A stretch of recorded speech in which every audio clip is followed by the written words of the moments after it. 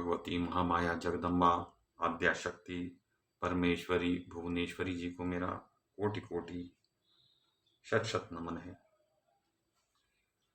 तो त्रिदेव भुवनेश्वरी देवी के दर्शन कर रहे हैं मणिद्वीप धाम में, जो सब धामों के ऊपर स्थित है। और वो देवी भुवनेश्वरी सभी ब्रह्मांडों की अधिष्ठात्री देवियों की स्वामिनी है। और त्रिदेव देख रहे हैं कि वो देवी कितनी सुंदर हैं। उनके सहस्त्रों नेत्र, सहस्त्रों सिर, सहस्त्रों गर्दन, सहस्त्रों हाथ, सहस्त्रों पैर हैं। और उनकी सखियां उनके मंत्रों का जप कर रही हैं। साधक बैठकर वहां ह्रीं मंत्र का जप कर रहे हैं, नवार्ण मंत्र का जप चल रहा है। तो उनकी सखियों पर उनकी दृष्टि पड़ी। तो देवी की वहां सहस्त्रों सहेलियां विराजमान थी।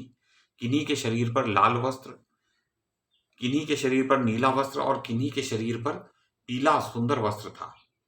उन सभी देवियों की आकृति कल्याणमयी थी। वो कल्याणकारी देवियां हैं, जो उनकी अंशभूता देवियां हैं।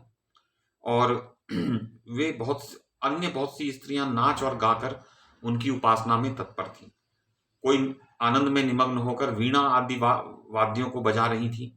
तो ब्रह्मा जी नारद जी को सुना रहे हैं, अपने पुत्र नारद को। तो नारद जी, मैंने वहां जो अद्भुत दृश्य देखा वह बतलाता हूं, तुम ध्यान देकर सुनो। भगवती भुवनेश्वरी के चरण कमल कमल के समान कोमल थे। बहुत ही कोमल उनके चरण, और उसमें बहुत ही स्वच्छ नख दर्पण की तरह से उसमें से प्रकाश वो निकल रहा था और दृश्य दिखाई दे रहा था। संपूर्ण ब्रह्मांडों का दृश्य उसमें दिखता था, उनके नखों में, पैर के जो नाखून थे उसमें।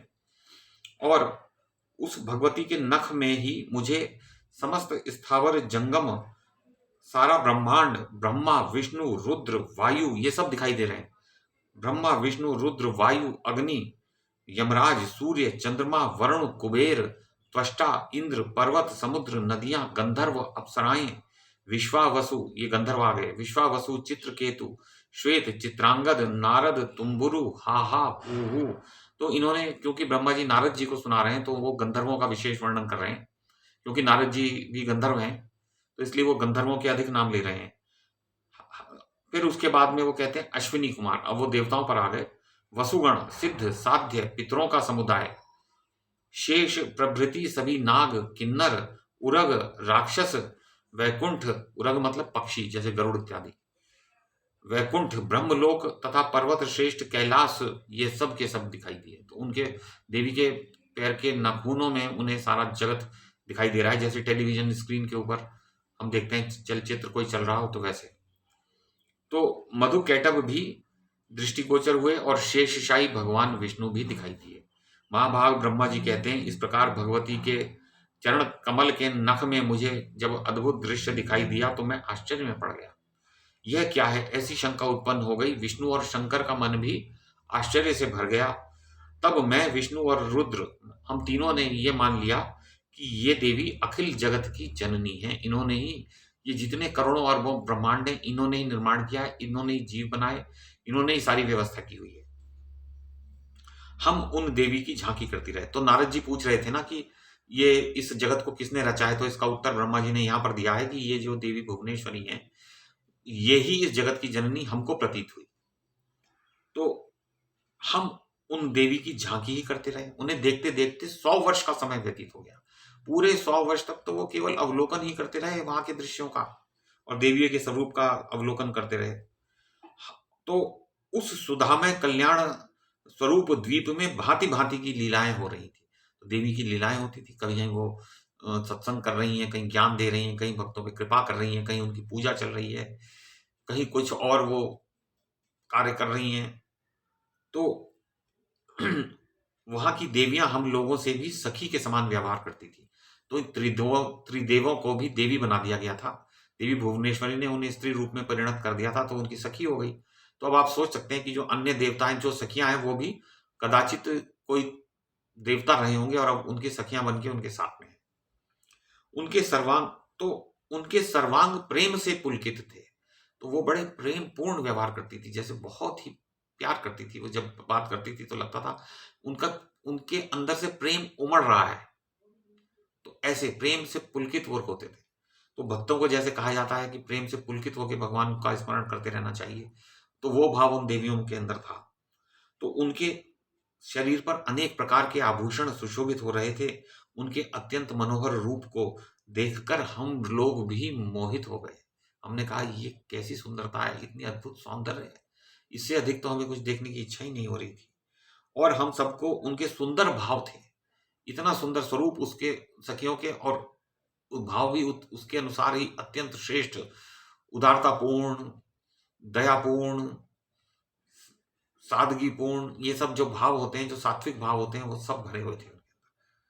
तो हमें बड़ा अपार हर्ष हुआ, हम बहुत ही हर्षित हुए, प्रसन्नता छा गई, क्योंकि हमें ऐसे वातावरण में आ गए। स्त्री वेश में परिणत श्री विष्णु ने समयानुसार उन भगवती भुवनेश्वरी की स्तुति आरंभ कर दी। अब विष्णु भगवान जो स्त्री बने हुए हैं, उन्होंने स्तुति आरंभ की। भगवान विष्णु क्या कहते हैं, अब ये तीनों देव, त्रिदेव जो है, ब्रह्मा विष्णु महेश, तीनों ही स्तुति करेंगे देवी भुवनेश्वरी की। तो क्या कहते हैं, यह सुनने वाली बात है।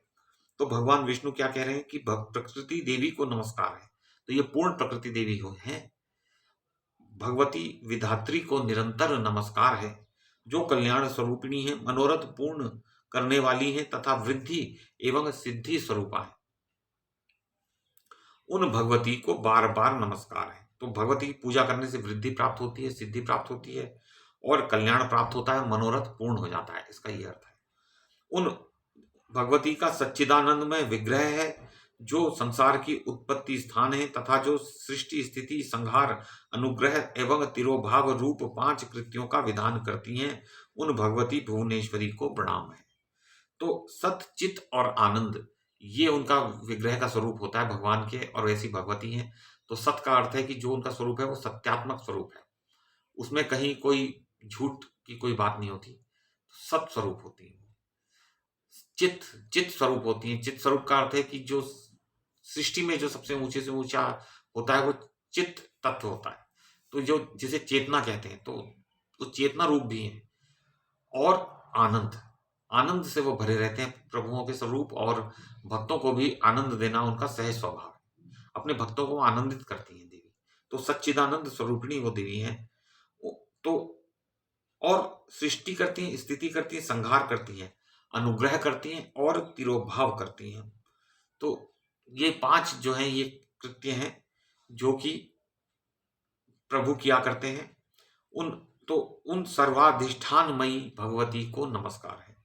तो सर्व अधिष्ठान है वो, उनके अंदर सब कुछ है, वो सबका अधिष्ठान है, सबका आश्रय है।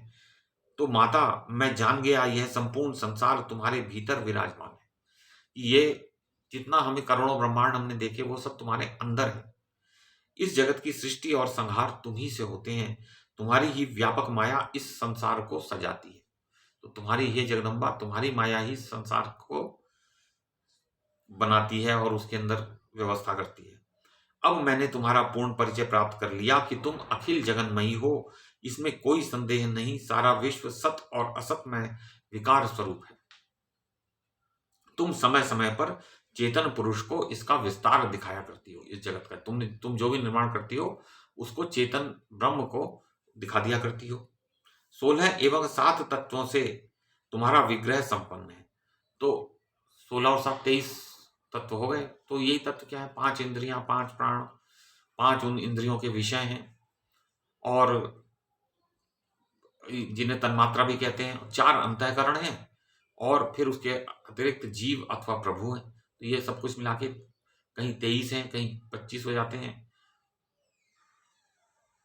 इंद्रियां 10 हैं। तो यदि तुम मनोरंजन के लिए ही ये लीला करती हो, तो तुम्हारी ये जो लीला है, तुम्हारा मनोरंजन मात्र है। तुम्हारी शक्ति से वंचित होने पर कोई भी वस्तु अपने वास्तविक स्वरूप में प्रतीत होगी ही नहीं। तुम ही अखिल विश्व में व्याप्त होकर विराजमान हो। तो ब्रह्म के अंदर जब विकार आता है, तो ये भगवती महामाया जगदम्बा स्वरूप प्रदान करती हैं और अलग अलग व्यक्ति और वस्तुओं का निर्माण कर देती है। इसका ये अर्थ हुआ। और उनकी शक्ति ना हो तो ऐसा हो ही नहीं सकता। तो बुद्धिमान पुरुष कहते हैं कि यदि तुम्हारी शक्ति अलग हो जाए तो जगत की व्यवस्था करने में पुरुष को सफलता मिलनी असंभव है। तो जो भी व्यवस्थाएं होती हैं वो भगवती महामाया करती हैं। ब्रह्म तो केवल दर्शक, मूक दर्शक होता है। तुम अपने प्रभाव से संपूर्ण जगत को संतुष्ट करने में सदा संलग्न रहती हो। तुम्हारे ही जगत, तेज से सारा जगत उत्पन्न हुआ है। तुम्हारे अंदर से जो ये प्रकाश निकल रहा है, उस प्रकाश से ये संसार निर्मित हुआ है। तो ये तो हमें पता है कि भगवान जो हैं वो लाइट फॉर्म्ड होते हैं, प्रकाश स्वरूप, और उस प्रकाश से इस स्थूल जगत का निर्माण होता है। वो प्रकाश ही सॉलिडिफाई हो जाता है। वो वो जो है कुछ नहीं होता। प्रकाश तो आप जानते हैं कि कोई तत्व नहीं है, और उसके अंदर से ही ये ठोस जगत जो है वो प्रकट होने लगता है। तो प्रलय काल के समय हे देवी तुम सारे जगत को भक्षण कर लेती हो। तो भगवती तुम्हारे वैभव के चरित्र को कौन जान सकता है माता। तो इस प्रकार वो स्तुति चल रही है, और कल ये स्तुति संपन्न हो जाएगी। हम जब पढ़ेंगे तो हमारे सामने, और फिर हम देखेंगे कि आगे क्या होता है।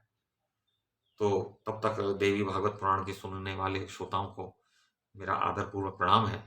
देवी जगदम्बा महामाया परमेश्वरी भुवनेश्वरी देवी को मैं शत शत कोटि कोटि नमन करता हूँ। प्रणाम।